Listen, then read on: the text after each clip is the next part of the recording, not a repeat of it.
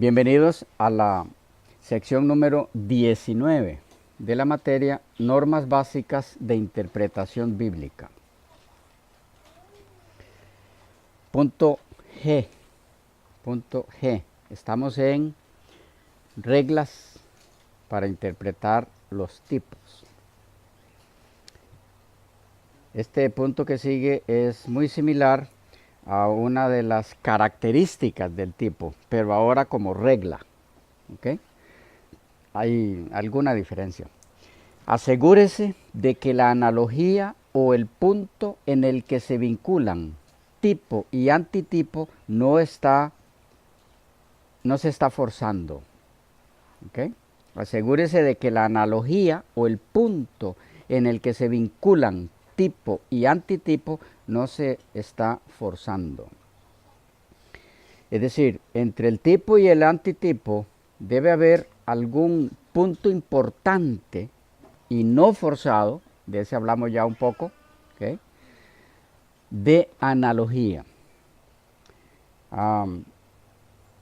Esto no significa que en la comparación entre tipo y antitipo no haya también algunas disimilitudes. Eso lo captamos. También lo mencionamos en parte. A manera de ejemplo, Jonás es tipo de Cristo, según Mateo 12:40. Pero la relación tipológica entre uno y otro se establece únicamente entre la permanencia del profeta en el vientre del pez 3 días y 3 noches, seguida de su liberación, y la sepultura de Jesús, seguida de su resurrección. El tipo es perfectamente válido, a pesar de que en algunos otros aspectos el rebelde y racista Jonás nada tuviera en común con aquel que fue, dice la Escritura, manso y humilde de corazón y amigo de pecadores. Captamos que puede haber disimilitudes y las va a haber mayormente. ¿Okay? Pero hay que buscar el punto de contacto donde tipo y tipo sí calzan perfectamente, aunque haya algunas disimilitudes. Sí.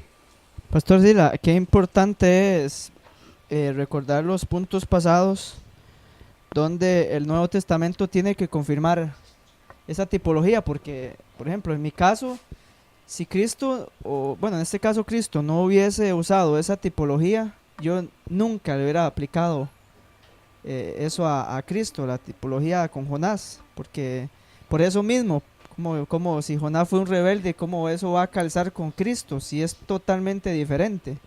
Sí. ¿Y qué tiene que ver 3 días en el vientre del pez con Cristo en la sepultura, ¿verdad? Entonces definitivamente cada vez me queda más claro el asunto de que si no es confirmado en el Nuevo Testamento, es mejor no ir aventurarse en algo que después va a ser una cosa sin sentido, ¿verdad? Es correcto. Hay una intervención acá, hermano Sandy. Fue también lo que hablamos de la serpiente levantada en el desierto. Ahora, lo que yo veo ahí es que el tipo, no sé si estaré bien, el tipo en sí no es Jonás, no es la persona, no es en este caso la serpiente, sino el acontecimiento en sí que esa persona pasó. O sea, no es la persona el tipo de Cristo, o sea, no es Jonás el tipo de Cristo, pero sí el acontecimiento que él pasó, porque Jonás no representa en ninguna forma a Jesús, pero un acontecimiento que él pasó es tomado como un tipo para un acontecimiento que Jesús pasa como antitipo. Sí, lo vemos también, por ejemplo, con Moisés. Él es tipo de Cristo, pero Moisés falló. Moisés falló, por eso murió. si no hubiera sido trasladado al cielo sin ver muerte. Entonces, no es la persona en sí, sino el acontecimiento con el que está relacionado esa persona en ese momento, lo que apunta hacia. En este caso, entonces, siempre van a haber disimilitudes si aplico un tipo a Cristo, porque Cristo fue perfecto. Todos los tipos tienen algo de... Si es un ser humano, pues en algún momento pecó. Entonces, ok, estamos hablando de acontecimientos, pero ese acontecimiento involucra a un ser humano. En el caso, por ejemplo, de Jonás.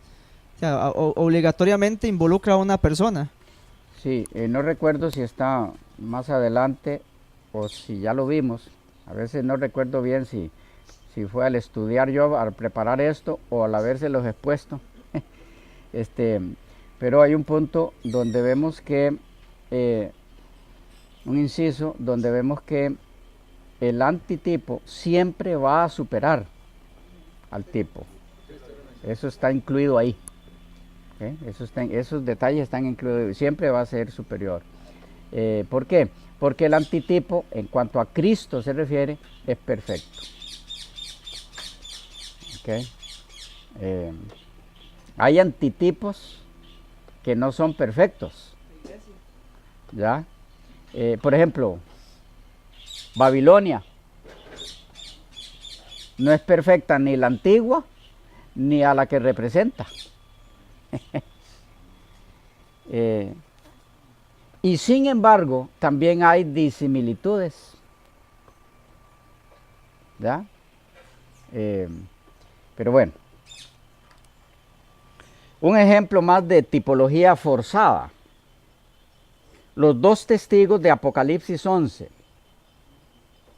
¿Qué tipología forzada podemos encontrar aquí? Bueno, vean esta por ejemplo.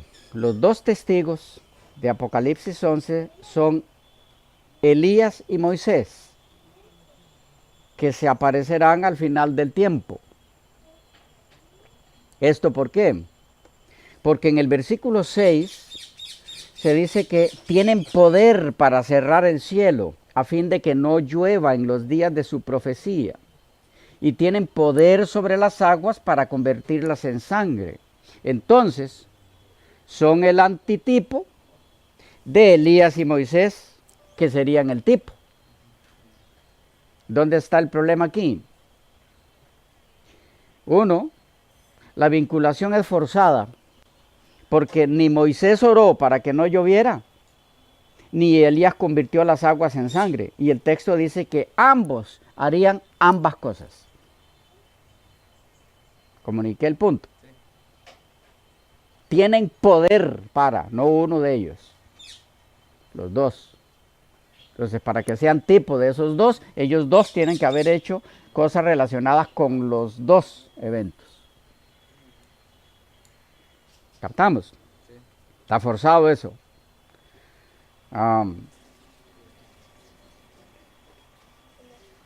Dos, según el registro bíblico del Antiguo Testamento, tanto Elías como Moisés están en el cielo. La argumentación para eso se encuentra en el video ¿Van los salvos al cielo? Ahí pueden ver eso. La evidencia bíblica de que Moisés y Elías están en el cielo. Porque no vamos a tocarlo aquí ahora, no es el tema. Y el texto de Apocalipsis 11, el capítulo 11, versículos 7 y 8, dice que cuando terminan de profetizar los dos testigos, ¿qué hacen con ellos? Los matan. ¿Qué hay aquí?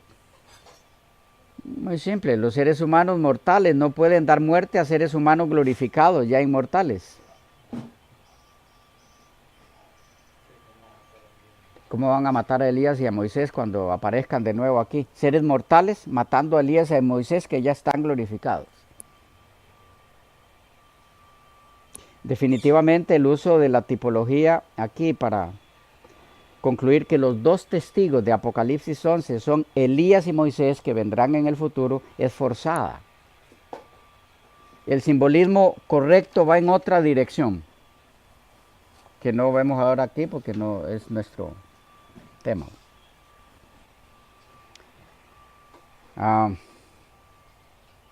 Estamos ahí, preguntas, inquietudes en esa. H. Mantener la tipología en la debida perspectiva. Estamos en reglas para interpretar tipos o tipología. Mantener la tipología en la debida perspectiva. ¿A qué es referencia eso? A que la tipología no es el cuadro completo. La tipología no es el cuadro completo, no es la única forma, ni siquiera la forma principal en la que en muchos casos se fundamenta la argumentación del autor bíblico que la está utilizando.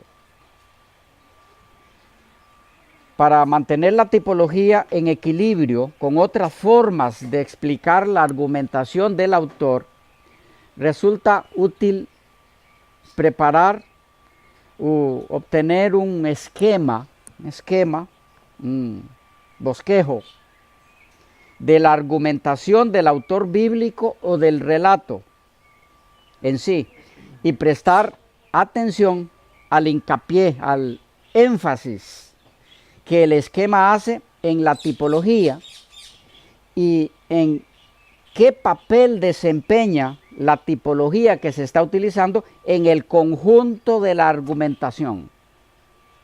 ¿Ya? Entonces la tipología podrá ponerse dentro de la perspectiva de la teología del autor bíblico en su conjunto. ¿Captamos ese punto? No hay que hacer de la tipología todo el argumento del autor. Hay que ver si el autor está utilizando diferentes argumentos para enseñar algo y dentro de esos argumentos incluye tipología. Entonces no hagamos de esa tipología todo el argumento del autor, sino parte de la argumentación que él está haciendo. Ahora, si todo el argumento del autor está basado en la tipología, entonces sí, pero tiene que decírnoslo el texto en estudio. ¿Ya? Y entonces ambas cosas armonizarán perfectamente y la conclusión será la adecuada y la tipología habrá cumplido su propósito. ¿Sí? ¿Preguntas en ese? Va a darse donde a usted le llamó tanto la atención la tipología que hay ahí, que usted explique ese pasaje basado en esa tipología, pero esa tipología era solo una sección de todos los argumentos que está utilizando el autor, si son más de uno. ¿Y qué pasó con los demás argumentos? No, la tipología no era todo el argumento. Entonces, ubicarla donde la ubicó el autor. ¿Tenemos algún ejemplo? No se me viene a la mente ahorita. ¿Qué podría ser? Se me ocurre que tal vez Adán como tipo de Cristo en Romanos, pero al argumentar Pablo que Cristo es el segundo Adán, no solo centra su argumentación en Adán, más antes y después de eso, dentro del mismo argumento, él habla de más cosas que no tienen que ver con la tipología centrada en Adán. Entonces tengo que ir a todos esos detalles, todas esas frases que me hablan de otros argumentos para demostrar lo mismo, que Cristo vino a rescatarnos, ¿ok? Y no necesariamente está incluido Adán como tipo en los otros detalles que él menciona. Entonces no debo dejar de lado esos otros argumentos para enfatizar la tipología y que de eso es que Pablo está hablando. No. Pablo está hablando de eso, pero también de otras cosas que tienen que traerse a colación. Pastor, podría también servir el ejemplo de Juan el Bautista cuando ve a Jesús, he aquí el Cordero de Dios que quita el pecado del mundo. El Cordero siempre está relacionado con la celebración de la Pascua, pero él no está hablando de la Pascua. sino que él está transmitiendo un mensaje de salvación, de arrepentimiento y que la gente, y que las personas sean bautizadas. Ve a Jesús, da ahí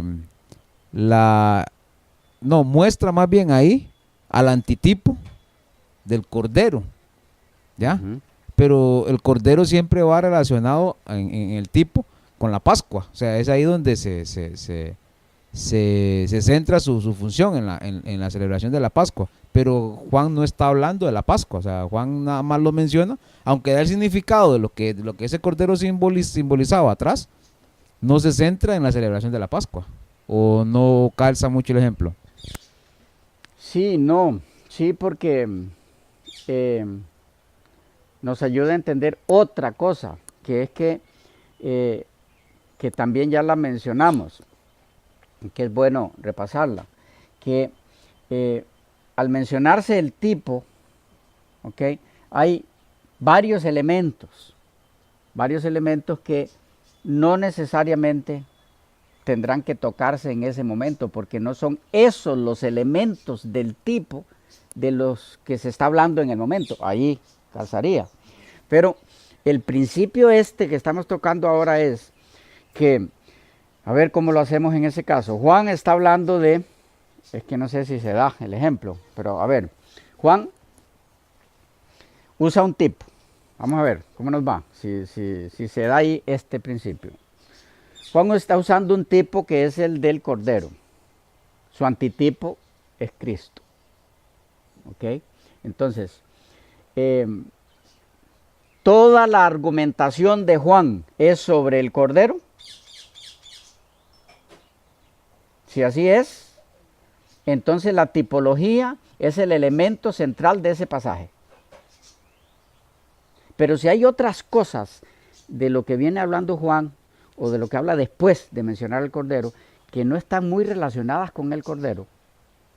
Entonces, la tipología no es el argumento único que está usando Juan. Hay otras cosas que también menciona, que también hay que tomarlas en cuenta para llegar a una conclusión de cuál es la enseñanza del paquete de ese texto. ¿Ya? Es más bien en esa dirección. No dejar de lado los otros elementos por hacer sobresalir la tipología, si la tipología no es el argumento central del autor en ese momento. ¿Ya? ¿Por qué eso? Porque podemos dejar de lado muchas cosas que van a ser muy útiles. Sí, ok. Hay muchos temas ahí. El bautismo, sí.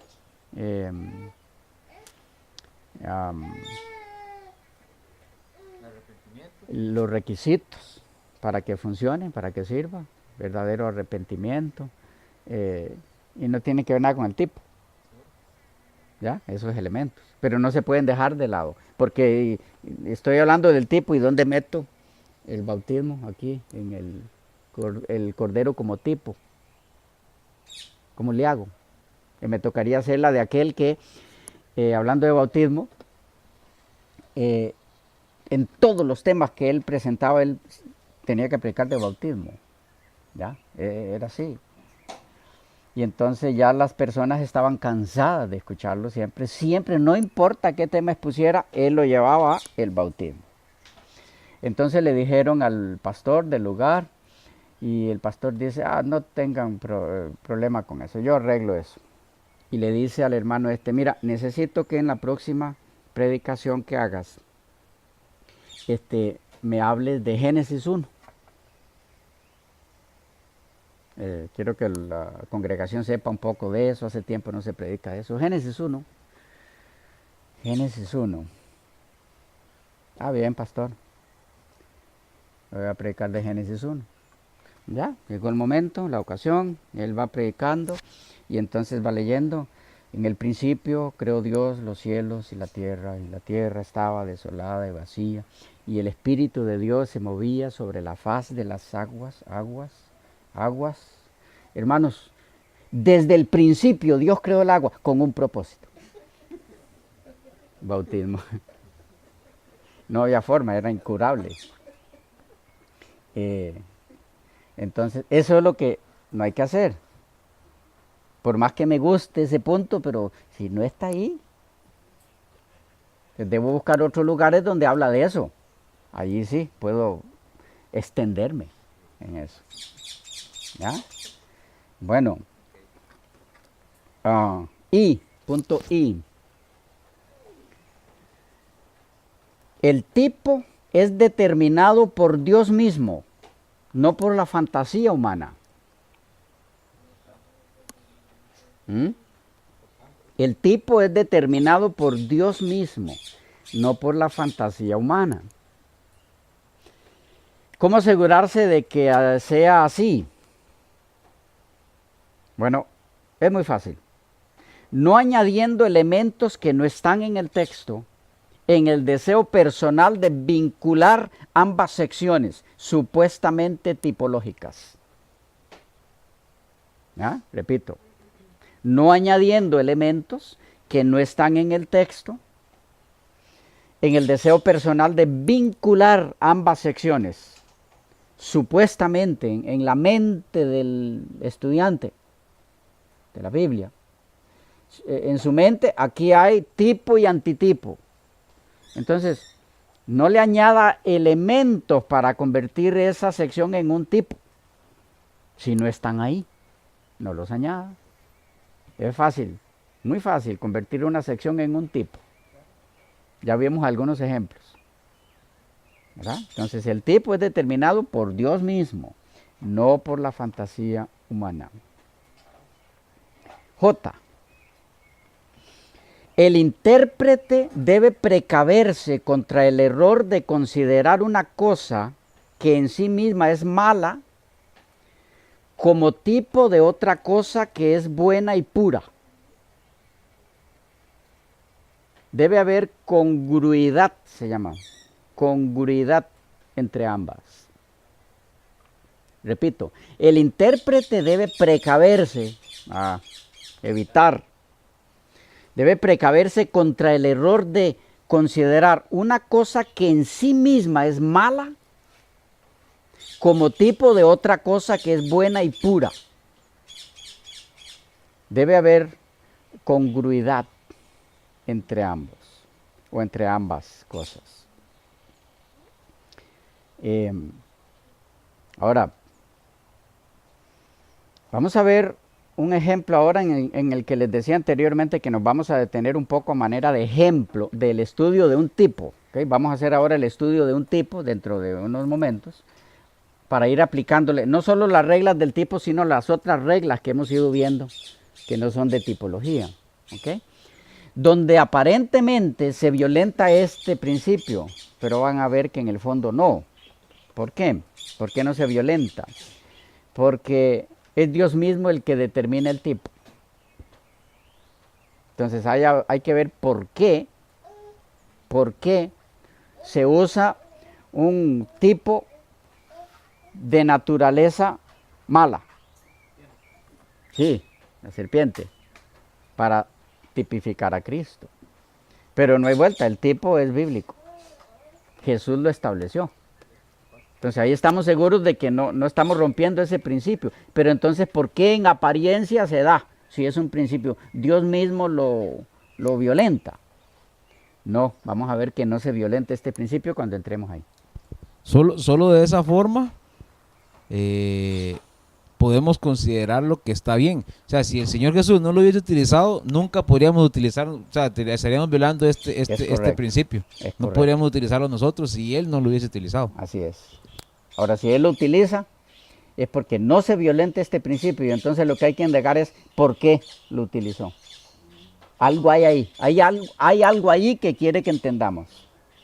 No le va a pasar por encima. Sí, es más, está como violentando intencionalmente ese principio para llamarnos la atención. ¿Qué pasó aquí? Es que quiero que se detengan a entender esto. Bueno, un ejemplo de ese principio violentado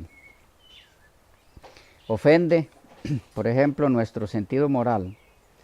Aplicar a los vestidos de Jacob. Todo esto es que algunos lo han hecho en algún momento. Con los que Esaú se vistió, ¿recuerdan? Para engañar a su padre y recibir su bendición. Y el tipo representativo aquí sería de la justicia de Cristo, con la cual los creyentes somos revestidos para recibir las bendiciones del Evangelio.